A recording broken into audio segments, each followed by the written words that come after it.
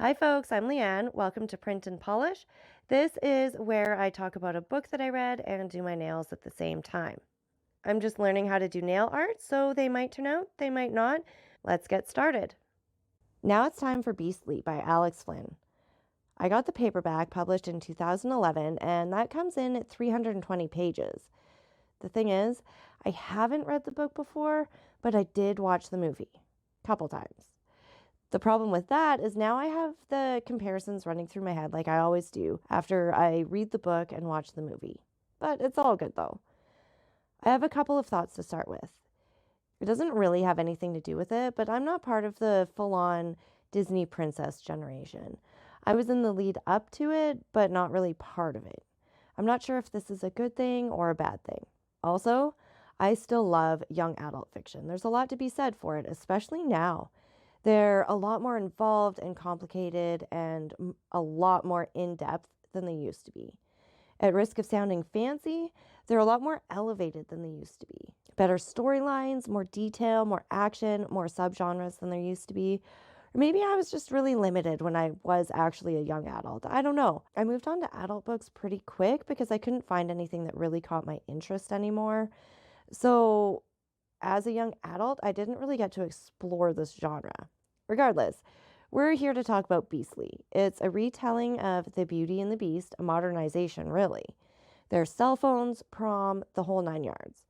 But because of the fact that most people are entirely aware of how The Beauty and the Beast plays out, I'm going to go into a lot more detail. The book follows Kyle Kingsbury, a conceited, spoiled, overconfident rich kid. He goes to a fancy private school, has the best things, and the attitude to match. Like the original fairy tale, he gets cursed by a witch. He goes to the school dance, which I think was prom, and he intended to mess with this one girl, and her name was Kendra. He invited the one he deemed the most undesirable and wanted to humiliate her. In a way, it backfires. His actual date pitches a fit because he didn't get her the right corsage for her dress. Yep, she's a spoiled brat too. Because of that, he ends up giving the rose to Lindy, another girl who wasn't particularly desirable for him, but not as bad as Kendra the witch. Kendra ends up cursing him for the entire thing, and Kyle turns into a beast. Claws, fur, everything. He has 2 years to get a girl to fall in love with him, or he's a beast permanently.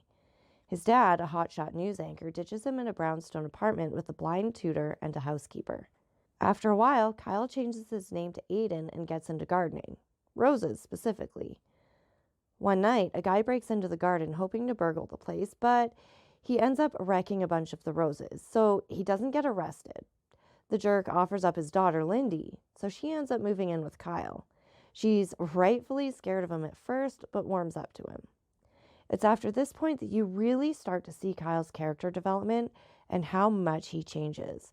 He was so incredibly self-centered, and now we can see him starting to bring others' thoughts and feelings into account.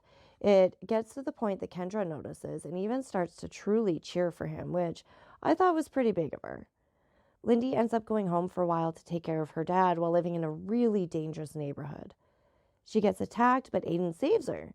He was spying on her through the magic mirror that Kendra had given him. By the time she's saved, though, it's actually past the deadline of the curse. He couldn't have been changed back, not at all.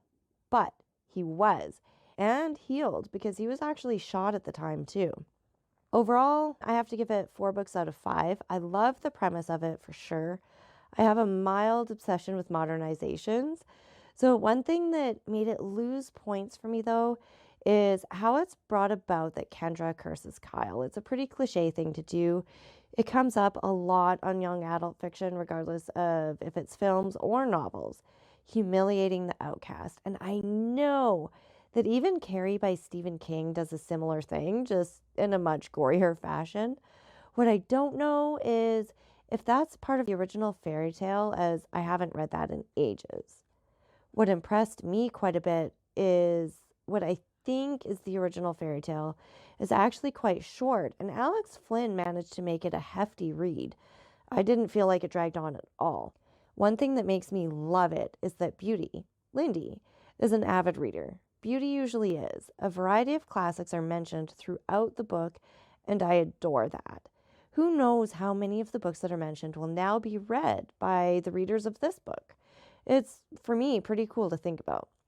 Here's another fun fact. The fairy tale that I read, I don't remember it saying a word about Beauty being a reader at all. I'm not sure if there's a different version written around the same time as what I read, or if it's just straight up the evolution of the fairy tale. I don't know. Anyway, there's a huge belief that she was a bookworm, and that's pretty cool for me. It's not something that comes up a lot, I guess, that I come across anyway. I don't know. All this brings me to the final rating. For pure enjoyment, my slight familiarity with the fairy tale, and I'm really sorry, my watching of the movie, I'm giving it a 4. I really enjoyed it. I had a great time reading it. I blew through it. There was absolutely no issues at all. So, yeah, definitely a 4 for me. That's it for today, folks. Thank you so much for joining in. Links to the book and nail products are down in the show notes. If you think of a book that you'd like me to read or a nail design you would like me to try, please let me know in the comments. If you'd like something a little bit different, check out my other playlists where I read classic books like The Count of Monte Cristo. Thanks again and have a great day. I'll see you later.